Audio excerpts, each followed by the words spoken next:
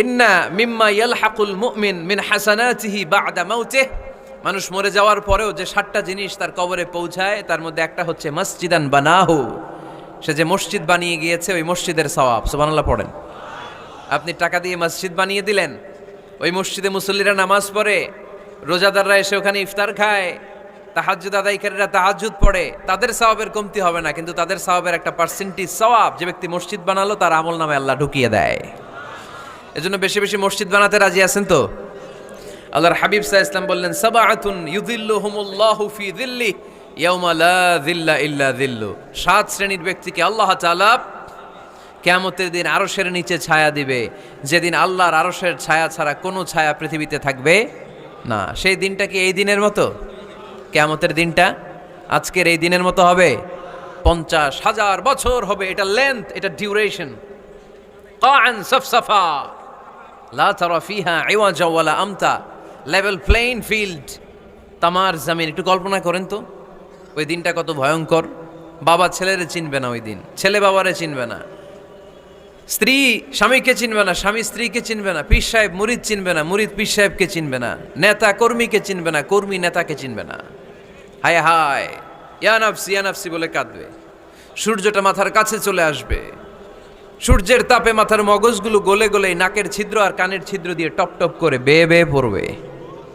তৃষ্ণায় মানুষগুলো পাগল পাড়া, জিহ্বাটা বের হয়ে নাভি পর্যন্ত ঝুলতে থাকবে। সেদিন সবাই পাগলের মতো ছুটতে থাকবে, কোনো ছায়া নাই আল্লাহর আরশের ছায়া ছাড়া। আল্লাহর হাবিব বললেন 7 শ্রেণীর ব্যক্তিকে আল্লাহ তাআলা আরশের নিচে ছায়া দিবেন। এর মধ্যে 1 শ্রেণীর ব্যক্তি রাজুলুন কলবুহু মুআল্লাকুন বিল মাসাজিদ, ওই ব্যক্তি যার হৃদয়টা সবসময় আল্লাহর মসজিদের সাথে লেগে থাকে। মসজিদের সাথে যার হৃদয় লেগে থাকে তাকে আরশের নিচে ছায়া দিবে কে? এজন্য মসজিদের সাথে যেন আমাদের হৃদয়গুলো লেগে থাকে। অনেকেই দেখবেন এত ভালো নামাজে, জোহর পরে টেনশন করে আসরটা কই পড়বো, আসর পরে চিন্তা করে মাগরিবের সময় আমি কোথায় থাকবো, মাগরিবের সময় টেনশন, এশাটা হয়ে গেলেই তো শেষ। এরকম লোক আছে না নাই? এদেরকে সেই কঠিন ভয়াবহ দিনে আরশের নিচে ছায়া দিবে কে? তারপরে মসজিদ আমাদের 4 নাম্বার পদ্ধতি, মসজিদকে পরিচ্ছন্ন রাখা, মসজিদকে ঝাড়ু দেয়া। মসজিদকে যারা পরিষ্কার করে তাদের হৃদয়ের যন্ত্রণা দূর করে দেয় কে?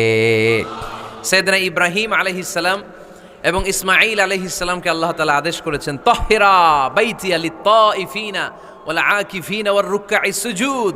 হে ইব্রাহিম, ইসমাঈল, বাপ বেটা দুইজন মিলে মসজিদ ঝাড়ু দাও। কি ঝাড়ু দাও? মসজিদেরি ঝাড়ু বড়দার ও কামারে হাত, শোনো আমারে মুনাজাত। পড়েন, শোনো শোনো ইয়া এলাহি আমারে মুনাজাত, শোনো আমারে মুনাজাত। পড়েন আমিন। মসজিদ ঝাড়ু দেওয়া মসজিদ আবাদের অন্তর্ভুক্ত। আপনারা কেউ কোনোদিন মসজিদ ঝাড়ু দিয়েছেন নাকি? কে কে দিয়েছেন দেখি? সবাই মসজিদের খাদেম, মাশাআল্লাহ। আমিও দিছি মসজিদ ঝাড়ু, অনেক দিছি, মাশাআল্লাহ। আল্লাহ তুমি কবুল করো। যাদের হৃদয়ে বড় জ্বালা, ফ্যামিলিতে সুখ নাই, শান্তি নাই, তারা হৃদয়ে প্রশান্তি আনতে চাইলে এতিমখানায় যাবেন, এতিমের মাথায় হাত বুলিয়ে দিবেন, এতিমের মুখে খাবার তুলে দিবেন। আপনার হৃদয়টারে নরম করে দিবে কে? আল্লাহর ঘর মসজিদে যাবেন, নিজ হাতে মসজিদটারে একটু পরিষ্কার করে দিবেন, আপনার জীবনটারে উজালা করে দিবে কে? তাহলে এগুলো করার মাধ্যমে আমরা মসজিদের আবাদ করতে চাই। আমরা মসজিদের আবাদকারী হতে চাই কি চাই না? আল্লাহর ঘর মসজিদ আবাদ করার মতো শ্রেষ্ঠ কাজ পৃথিবীতে হতে পারে না। এই মসজিদের কিছু আদব আছে, আল্লাহ রাসূল সাল্লাল্লাহু আলাইহি ওয়াসাল্লাম বলেছেন এই আদবগুলো মেনটেন করে যেন আল্লাহর ঘর মসজিদের সাথে আমরা ব্যবহার করি।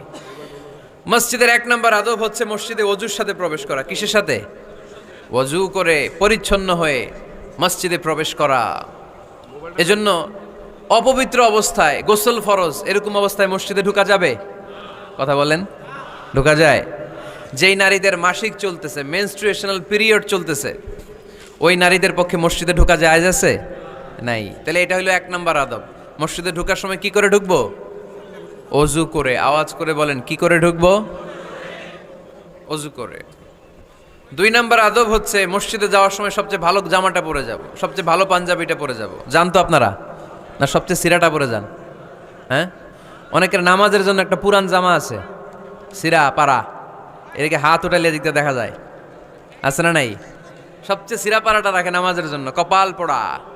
আর সুন্নাতে খাতনার অনুষ্ঠানে গেলে মাশাআল্লাহ লেহেঙ্গা গায়ে দেওয়া যায়, আছে না নাই? না, আপনি ইবাদতের জন্য সবচেয়ে সুন্দর জামাটা রাখবেন। এজন্য রাব্বুল আলামিন বলেন, ইয়া বানি আদম খুযু জিনাতাকুম ইনদা কুল্লি মসজিদ। ও বনি আদম, তুমি যখন আল্লাহর ঘর মসজিদে ঢুকবা, ও বনি আদম, তুমি যখন নামাজের মুসল্লায় দাঁড়াবা, তোমার সবচাইতে দামি, সবচাইতে সুন্দর জামাটা গায়ে দিয়ে তুমি নামাজে দাঁড়াও, ঠিক কি না? তাহলে এখন মসজিদে যাওয়ার সময় কি গায়ে দিয়ে যাবেন বলেন? খিতা করবাইন, হ্যাঁ মাশাআল্লাহ, হ্যাঁ সবচেয়ে ভালো কাপড়টা আয়রন করে পারফিউম মেখে তারপরে আমরা যাব। রাজি আছেন তো? 3 নাম্বার আদাব হচ্ছে মসজিদে ঢুকার সময় বাম পা দিয়ে ঢুকতে হয়।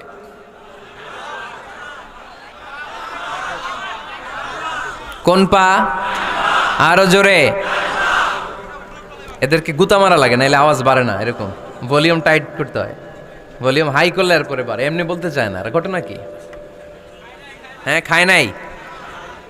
বদরের যুদ্ধ হয়েছিল রমাদানে, কোনো সাহাবী খায় নাই, না খাইয়া একেবারে সাইজ করে দিছে কাফেরদেরকে। আমরা না খেলেও আমাদের হৃদয়ে ইমানি শক্তি আছে না নেই? এই তো বোঝা যাচ্ছে ইমানি শক্তি আছে। এতক্ষণ আছিল কই? তো মসজিদে ঢুকার সময় কোন পা দিয়ে? এগুলো মনে থাকে আমাদের? ভুলা যাই আমরা, খেয়াল থাকে না তো এগুলা। এত কিছু মনের মধ্যে রাখলে এগুলো মনে থাকবে কেমনে? মসজিদে ঢুকার সময় কোন পা? আরো জোরে। বেরোয়ার সময় কোন পা? মনে থাকবে।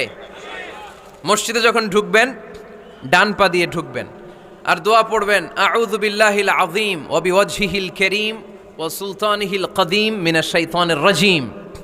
বিষ্ণু ইসা ইসলাম বললেন, যে ব্যক্তি মসজিদে ঢোকার সময় এই দোয়াটা পড়বে, শয়তান আফসোস শুরু করে, সে বলে, হায় হায়, আজকের দিনের জন্য, সারা দিনের জন্য তো তুই আমার ওয়াসওয়াসা থেকে বেঁচে গেলি, আজকের সারা দিনের জন্য তোরে আমি হারালাম, আজকের সারাটা দিন আল্লাহর পক্ষ থেকে প্রোটেকশন নিয়ে তুই বেঁচে গেলি, আজকের জন্য যা, কালকে তোরে আমি ধরবো।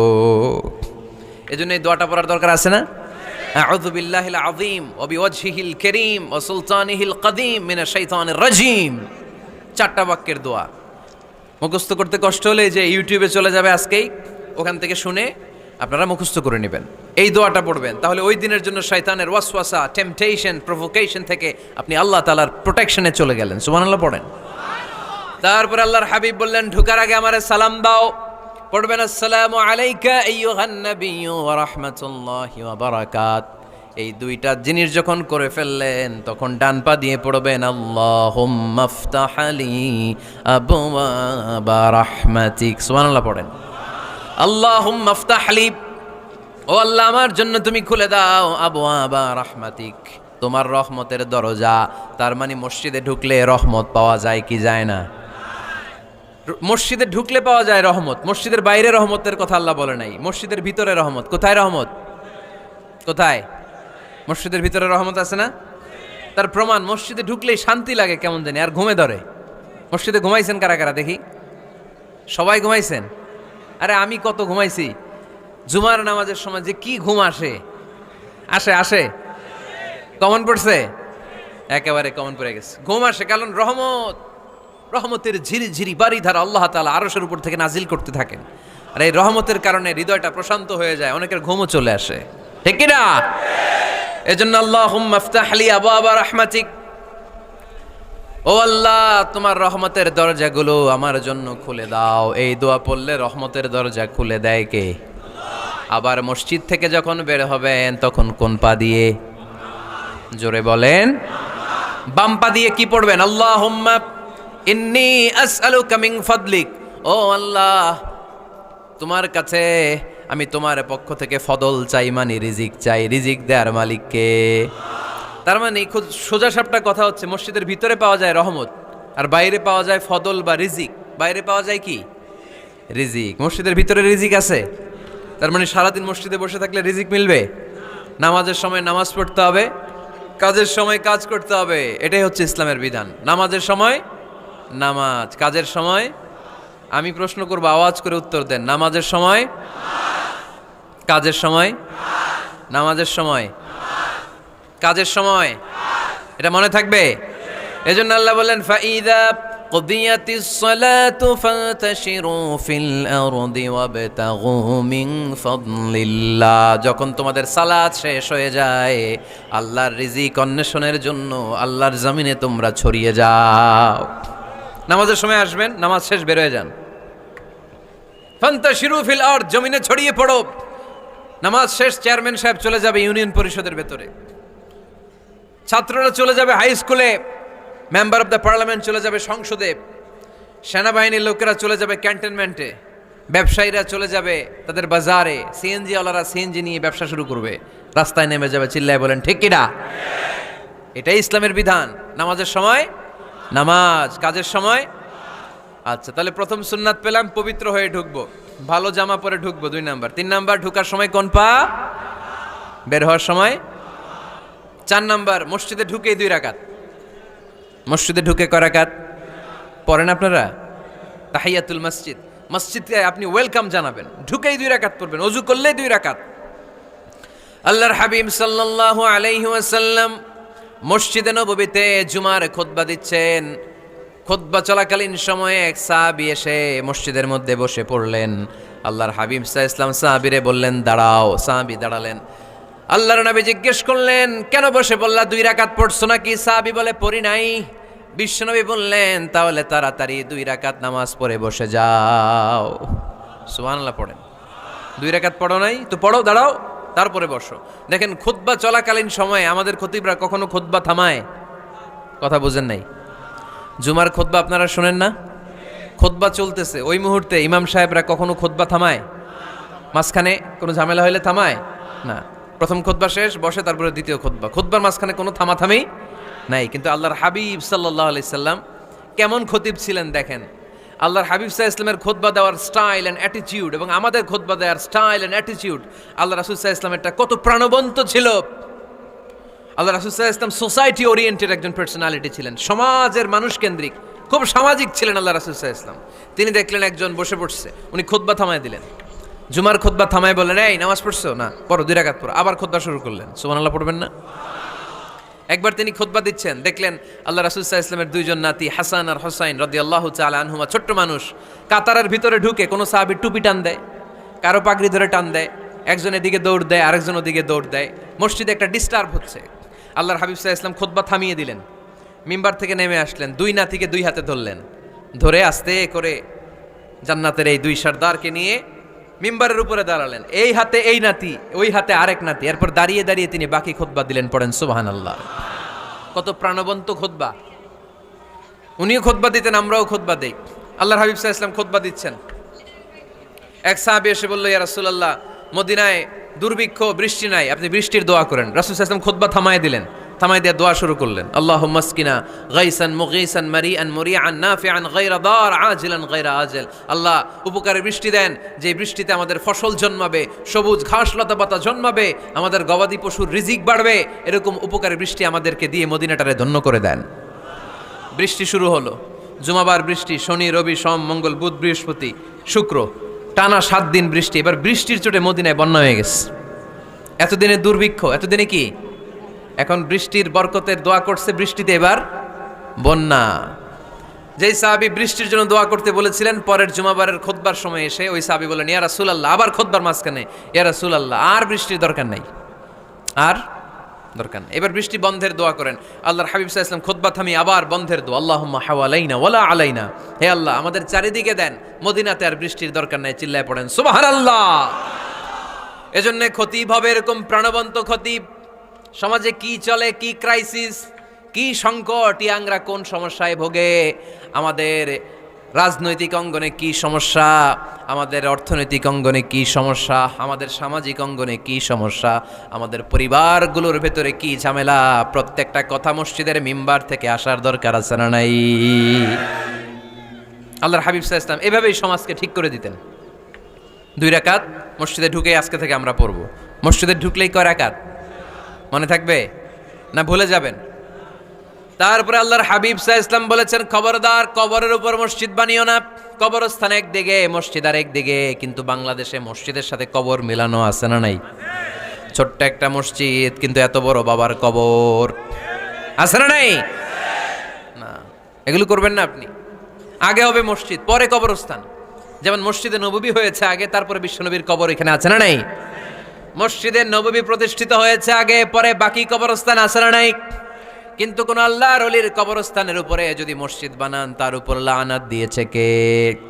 লাআনা রাসূলুল্লাহ আলাল ইয়াহুদ ওয়ান নাসারা ইত্তাখাযু কুবুর আমবিয়াইহিম মাসাজিদা। আল্লাহর রাসূলের লানত ইহুদি নাসারাদের উপর, কারণ ইহুদি আর নাসারাদের একটা খাসলাত, একটা বৈশিষ্ট্য ছিল, তারা তাদের নবীদের কবরের উপরে মসজিদ বানায় ফেলতো। এটা করা যাবে? এজন্য এলাকায় এলাকায় এই ঝামেলা, কবর আর মসজিদ হবে আলাদা।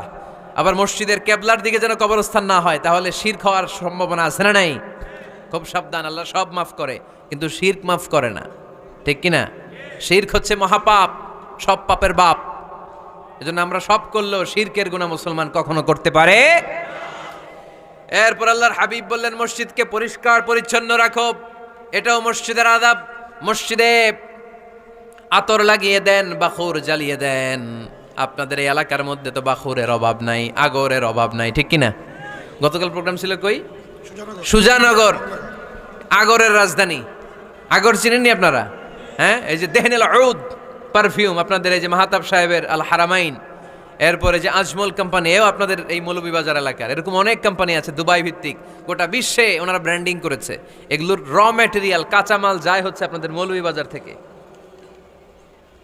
ছেলের বউ শাশুড়ির ওয়াজ গতকাল করছি, শুনে নিন। শাশুড়ি আর বৌমার কিলাকিলি, গতকালের ওয়াজের বিষয় ছিল কি? শাশুড়ি বৌমার কিলাকিলি কি করে থামাবেন, শুনে নিন। আচ্ছা ঠিক আছে, মুফতি সাহেবদের কাছ থেকে জেনে নেবেন এই প্রশ্ন। আমি উত্তর দিলে আবার কিলাকিলি লেগে যাবে বাংলাদেশ, কিলাকিলির দরকার নাই। সম্মানিত ভাইয়েরা, মসজিদ পরিষ্কার পরিচ্ছন্ন রাখবেন, এই বাখুর জ্বালাবেন, দেহনেল উদ, এই পারফিউমগুলো ছড়িয়ে দিবেন। মসজিদের মধ্যে অনেক মসজিদের দুর্গন্ধ আছে না নাই? এই কার্পেটের মধ্যে ময়লা, পরিষ্কার করে না। আল্লাহর হাবিব সাল্লাল্লাহু আলাইহি ওয়াসাল্লাম বলেছেন, খবরদার। আম্মা জান আয়েশা বর্ণনা করেন, আমার রাসূলুল্লাহ সাল্লাল্লাহু আলাইহি ওয়াসাল্লাম বিবিনাইল মসজিদ ফিদ দুয়ার ওয়া আন তুতাইয়াবা ওয়া তুনাযযাফ। আমরা যেন এলাকা এলাকায় মসজিদ বানাই, মসজিদগুলোকে যেন পারফিউম দিয়ে, আতর দিয়ে সুগন্ধময় করে দেয়। বিশ্বনবী আদেশ করেছেন, সুবহানাল্লাহ পড়েন। এজন্য কোনো অপরিচ্ছন্ন মসজিদ থাকতে পারবে না। মসজিদের পাশ দিয়ে গেলে আতরের ঘ্রাণে আমোদ হয়ে লোকজন যেন বুঝতে পারে এটা আল্লাহর ঘর, মসজিদ। চিল্লায় বলেন ঠিক কিনা? এরপর আল্লাহর হাবিব সাল্লাল্লাহু আলাইহি ওয়াসাল্লাম বলেছেন, মসজিদের আরেকটা আদব হলো মসজিদকে অতিমাত্রায় ডিজাইন না করা। বেশি ডিজাইন করা যাবে না। এমন ডিজাইন করা যাবে না যেটা মসজিদ বোঝাই যায় না। এত লাইটিং ফাইটিং করে, এটা কি মসজিদ না কমিউনিটি সেন্টার বোঝাই যায় না? আছে না নাই? আছে। এরকম যেন আমরা না করি সম্মানিত ভাইয়েরা। বিশেষ করে মসজিদের সামনের দেয়ালে। কোন দেয়ালে?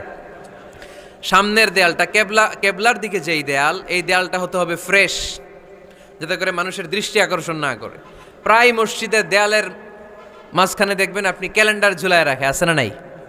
মৌলভীবাজারের কি অবস্থা? খিতা খবর আছে? তো এই যে ক্যালেন্ডার ঝুলায় রাখে, ওইখানে দেখবেন বিভিন্ন মসজিদের ছবি, এতিমখানার ছবি, মানুষের ছবি। তো মানুষ নামাজও পড়ে, আবার ওগুলোও তাকায়, আছে না নাই? প্রথম কাতারে পরে ওইখানে কি লেখা, এগুলো পরে তার ডিস্টার্ব হচ্ছে না? এই মুসল্লির দৃষ্টি যাতে অন্যদিকে না যায়, এটা খেয়াল রাখতে হবে। যদি পারা যায়, মসজিদের সামনে কোনো ঘড়ি টড়ি চলবে না। ঘড়ি মসজিদের পেছনের দেয়ালে, সময়সূচি পেছনের দেয়ালে, সব পেছনে।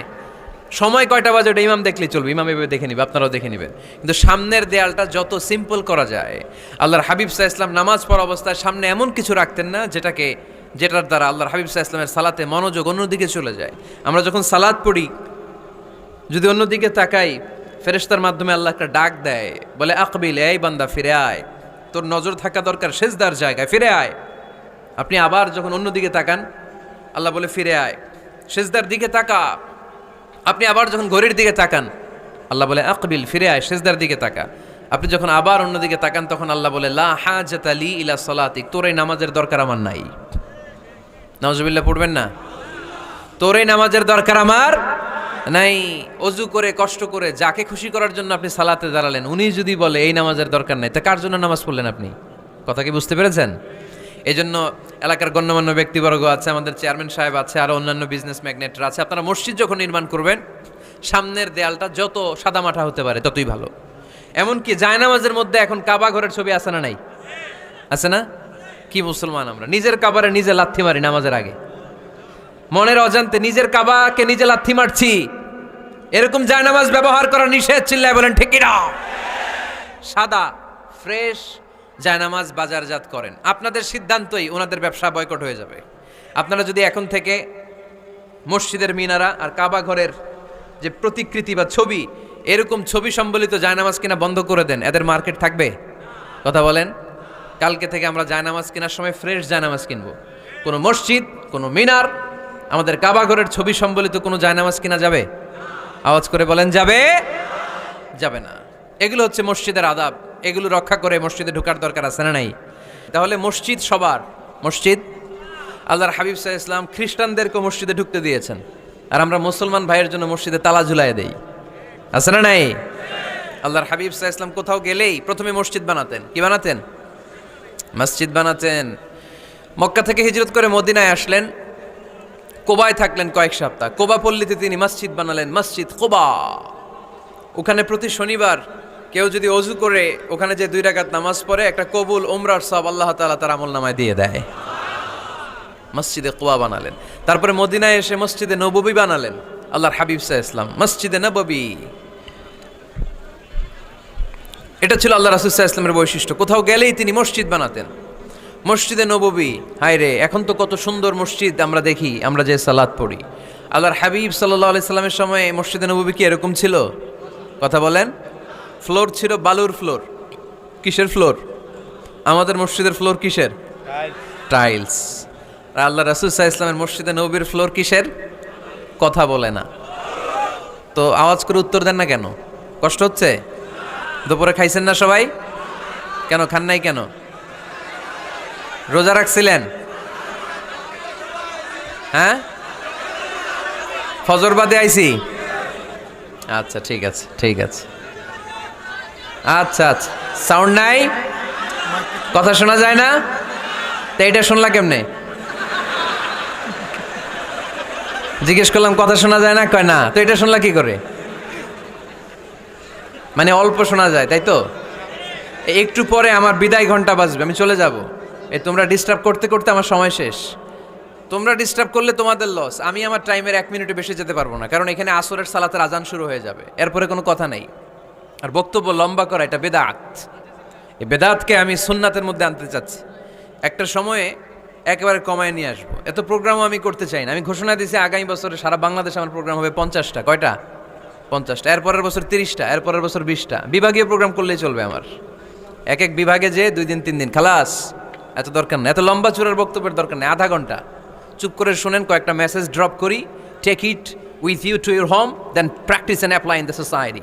নিয়ে যান, আমল করেন, সমাজের কাজে লাগান। সমাজটা আলোকিত করে দিবে কে? খুতাবুকুম তাওয়িলা সালাওয়াতুকুম কাসীরা। আল্লাহর হাবিব সাল্লাল্লাহু আলাইহি ওয়াসাল্লাম বললেন, কিয়ামতের একটা আলামত, কিয়ামতের আগে তোমাদের বক্তব্য হয়ে যাবে লম্বা, সালাত হয়ে যাবে খাটো। সালাতের পরে তাসবিহ পড়তে চায় না লোকজন, ব্যস্ত, মহা ব্যস্ত, সুপার বিজি। কোত্থেকে আসলে এই ব্যস্ততা? আপনি রবের সাথে মুনাজাত, না যাই ইউনাজি মুনাজাত, আপনার রবের সাথে একাকী নীরবে কথা বলতে মনে চায় না আপনার? এত তাড়াহুড়ো কিসের? ধীর স্থির হন, একটু স্থির হন, একটু মনোদৈহিক প্রশান্তি অর্জনের চেষ্টা করেন। সব সময় ব্যস্ত, ধাক্কাধাক্কি, উচ্ছৃঙ্খলা, এগুলো আমাদেরকে শেষ করে দিয়েছে। এজন্য লম্বা চড়া বক্তব্য ঠিক না। বক্তব্য শুনতে আমাদের ভালো লাগে, আমল করতে ভালো লাগে না। বক্তব্যটা শেষেই সিগারেট ধরায়, আছে না নাই? মাহফিল শেষেই বিড়ি ধরায়, কয় চমৎকার ওয়াজ করছে হুজুরে। ওয়াজটা সেরকম হয়েছে, অনেক কণ্ঠ সুন্দর হুজুরের। এতদিন ইউটিউবে দেখছি, আজকে সরাসরি দেখাইছি, আছে না নাই? তো কি লাভ হয়েছে? লাভটা হয়েছে কি? এই যে মাহফিল শেষে বিড়িটা ধরাইলেন আর গেলেন, কোনো লাভ হয় নাই। এগুলো থেকে বেরিয়ে আসতে হবে। বছরের পর বছর আমাদেরকে শেখানো হয়েছে একভাবে, কেউ এই পরিবর্তনের আওয়াজ তোলে নাই। আওয়াজ আপনাকে তুলতে হবে। আওয়াজ তোলার জন্য এত মানুষ লাগে না, আপনি একাই যথেষ্ট। আপনি দাঁড়ান না সামনে, দেখবেন আপনার সামনে কেউ টিকে থাকতে পারবে না, ঠিক কিনা? কিন্তু আপনার শক্ত সিদ্ধান্ত লাগবে, পরিবর্তনের জন্য শক্ত মানসিকতা লাগবে, যে আমি পরিবর্তন করতে চাই। We have to change. যুগ জামানা পাল্টে দিতে চাই না অনেকজন। এক মানুষই আনতে পারে জাতির জাগরণ। এক মানুষই বিপদকালে বাঁচায় কাফেলায়, ক্ষুদ্র ডিঙ্গি বাঁচায় জাহাজ অসীম দরিয়ায়। এজন্য আপনার শক্ত সিদ্ধান্ত পারে আপনার মৌলভীবাজারটাকে দেশের শ্রেষ্ঠ জেলা, শ্রেষ্ঠ থানা হিসেবে আল্লাহর কাছে কবুল করতে, ঠিক কি না? এই জন্য লম্বা চূড়া আলোচনা ঠিক না। ছোটখাটো অল্প কয়েকটা মেসেজ নিয়ে যেতে পারলেই that's enough. One of the minor signs before the day of judgment, your Islamic lectures will be very longer. And your salah 5 times a day will be shorter. কিয়ামতের আগে বক্তব্য লম্বা, নামাজ খাটো, তাসবিহ পড়ে না, ব্যস্ত, মহাব্যস্ত। এই মহাব্যস্ততা ছাড়েন, কোরআন সুন্নাহর দিকে ফিরে আসেন। বরকত দিবে কে? বিশ্বনবীর মসজিদে নববীর ফ্লোর বালুর ফ্লোর ছিল, আমাদের ফ্লোর টাইলস। আল্লাহর হাবিব সাল্লাল্লাহু আলাইহি ইসলামের মসজিদে বালি নিচে, এই বালিতেই নামাজ পড়তেন। বৃষ্টি হলে কাদামাটি হয়ে যেত, কাদামাটিতেই সেজদা করতেন। সেজদা করলে কাদার মাটি আল্লাহর হাবিব সাল্লাল্লাহু আলাইহি ইসলামের নাকে আর কপালে লেগে যেত। তিনি সালাম ফিরিয়ে সাহাবাদের দিকে মুখ ফিরিয়ে বসলে দেখতেন প্রতিটা সাহাবীর নাকে আর কপালে কাদার মাটি মিশে আছে। তার মানে প্রিয় নবী সাল্লাল্লাহু আলাইহি ইসলামের মসজিদে নববী ছিল কাঁচা, কিন্তু মুসল্লি ছিল পাকা। আমাদের মসজিদগুলো হয়েছে পাকা, কিন্তু মুসল্লি কাঁচা, ঠিক কিনা? ফজরের সালাতে মানুষ নাই। ইমাম সাহেব আছেন কে কে এলাকায়? দেখি ইমাম, মসজিদের ইমাম, মাশাআল্লাহ। আপনাদের এইখানে ওই মসজিদে ফজরের নামাজে কয় কাতার হয়? 5 জন 6 জন? কেনে এত কম? কেনে? হ্যাঁ, আসে না, আসতে চায় না লোকজন। তো এই যে 5-6 জন ফজরের সালাতে, কল্পনা করতে পারেন ফজরের সালাতে এত কম লোক? ফজরের জামাতে লোক যায় না, এটা একটা মহামারী। যেদিন ফজরের জামাতের দৃশ্য আর জুমার নামাজের দৃশ্য একরকম হয়ে যাবে, ওই দিনই বাংলাদেশে ইসলাম কায়েম হয়ে যাবে। এখন স্লোগান তোলে বিপ্লব বিপ্লব, ইসলামী বিপ্লব। আর ফজরের সময় আমি কম্বলের ভিতরে, আছে না নাই? কোনো বিপ্লব হবে না। ফজরের নামাজ জামাতে পড়ুন, সকালটারে বরকতময় করে দিবে কে? আল্লাহর হাবিব সাল্লাল্লাহু আলাইহি ইসলামের মসজিদ ছিল সবার জন্য উন্মুক্ত, এখানে সবাই আসতে পারতো। এজন্য মসজিদ হবে সবার। আমরা মসজিদের আবাদকারী হতে চাই। এজন্য রব্বুল আলামিন বলেন, ইন্নামা ইয়া'মুরু মাসাজিদাল্লাহি মান আমানা বিল্লাহি ওয়াল ইয়াউমিল আখির ওয়া কামাস সালাতা ওয়া আতাজ যাকাতা ওয়া লাম ইয়াখশা ইল্লাল্লাহ فعسى أولئك أن يكونوا من المهتدين। সুবহানাল্লাহ পড়েন। রব্বুল আলামিন বললেন মসজিদের আবাদকারী হবে তারা যারা আল্লাহর প্রতি ঈমান আনে, আখিরাতের প্রতি ঈমান আনে, যারা সালাত কায়েম করে, যারা যাকাত আদায় করে, যারা দুনিয়ার কাউকে ভয় পায় না, ভয় পায় একজনকে। চিল্লায় বলেন তিনি কে? যাদের হৃদয়ে আছে আল্লাহর ভয়, তারা কবু পথ ভুলে যায় না। আল্লাহর প্রেম ছাড়া এই দুনিয়ায় কারো কাছে কোনো কিছু চায় না, ঠিক কিনা? তাহলে যারা মসজিদের আবাদকারী এরা ভয় পায় একজনকে, চিল্লায় বলেন তিনি কে? মসজিদের আবাদকারীদের প্রথম গুণ, তারা আল্লাহ বিশ্বাস করে, তারা আখিরাতে বিশ্বাস করে, তারা সালাত কায়েম করে, তারা যাকাত আদায় করে, তারা আল্লাহ ছাড়া পৃথিবীর কাউরে ভয় পায় না। আল্লাহ বলেন ফাআসা উলাইকা আইয়াকুনু মিনাল মুহতাদিন, আশা করা যায় তারাই হলো হেদায়েতের রাস্তার উপরে আছে, ঠিক কি না? তারাই মসজিদের আবাদকারী, যারা মসজিদে যায়, সালাত আদায় করে। এখন মসজিদের আবাদকারী আপনি হতে চান, আপনি মসজিদে যান না, আপনি আবাদকারী হতে পারবেন? মসজিদের অনেক সভাপতি আছে মসজিদে যায় না, আছে না নাই? মৌলভীবাজারে এই সমস্যা বোধহয় নাই। মসজিদের সেক্রেটারি মসজিদে যায় না, আছে না নাই? তাহলে হইলো, এটা হইলো, এটা মেনে নেওয়া যায়? এজন্য সভাপতি সাহেবরা, আপনি কষ্ট করে মসজিদ বানিয়েছেন, মসজিদে যাবেন। এই কথা বলেন কেন? এত দিকে বিশৃঙ্খলা হইলে কেমন হবে? বসেন আর অল্প কয়েক মিনিট। সভাপতি সাহেব আপনি মসজিদে যাবেন, সেক্রেটারি সাহেব আপনি মসজিদে যাবেন, তাহলে আপনি সঠিক মসজিদের আবাদকারী হবেন, ঠিক কিনা?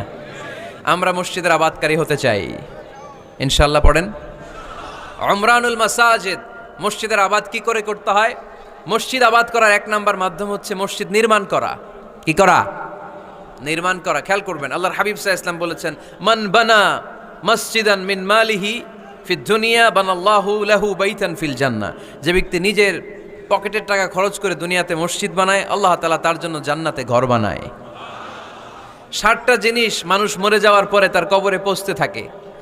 ইন্না মিম্মা ইয়ালহাকুল মুমিন মিন হাসানাতিহি বা'দা মাউতিহি মানুষ মরে যাওয়ার পরেও যে 7টা জিনিস তার কবরে পৌঁছায় তার মধ্যে একটা হচ্ছে মসজিদান বানাহু, সে যে মসজিদ বানিয়ে গিয়েছে ওই মসজিদের সওয়াব। সুবহানাল্লাহ পড়েন। আপনি টাকা দিয়ে মসজিদ বানিয়ে দিলেন, ওই মসজিদে মুসল্লিরা নামাজ পড়ে, রোজাদাররা এসে ওখানে ইফতার খায়, তাহাজ্জুদ আদায়কারীরা তাহাজ্জুদ পড়ে, তাদের সওয়াবের কমতি হবে না, কিন্তু তাদের সওয়াবের একটা পার্সেন্টেজ সওয়াব যে ব্যক্তি মসজিদ বানালো তার আমল নামে আল্লাহ ঢুকিয়ে দেয়। এজন্য বেশি বেশি মসজিদ বানাতে রাজি আছেন তো? তাহলে মসজিদ আবাদ করার প্রথম মাধ্যম হচ্ছে মসজিদ বানানো। 2 নম্বর মাধ্যম হচ্ছে মসজিদে যে জামাতে সালাত আদায় করা। জামাতে সালাতুল জামাআ তাফদুলু সালাতাল ফাযযি বি27 দারাজা। ঘরে নামাজ পড়লে একা একা পড়লে যেই সওয়াব, জামাতে পড়লে 27 গুণ বেশি সওয়াব। সুবহানাল্লাহ বলতে পারলেন না? হে নামাজি আমার ঘরে নামাজে পড়ো আজ, দিল মে তোমার চরণ তলে হৃদয় যায় নামাজ। হে নামাজি আমার ঘরে নামাজে পড়ো আজ, দিল মে তোমার চরণ তলে হৃদয় যায় নামাজ। পড়েন আল্লাহু আকবার। কি সুন্দর লিখেছেন কাজী নজরুল ইসলাম। মসজিদ কেমন যেন মসজিদ তার নিজের ভাষায় আল্লাহর কাছে কেঁদে কেঁদে ফরিয়াদ জানায়, আল্লাহ নামাজিরা আমার ঘরে আসে না, কি সুন্দর টাইলস, কি সুন্দর মুসল্লা, কি সুন্দর এয়ার কন্ডিশন সব আছে, কিন্তু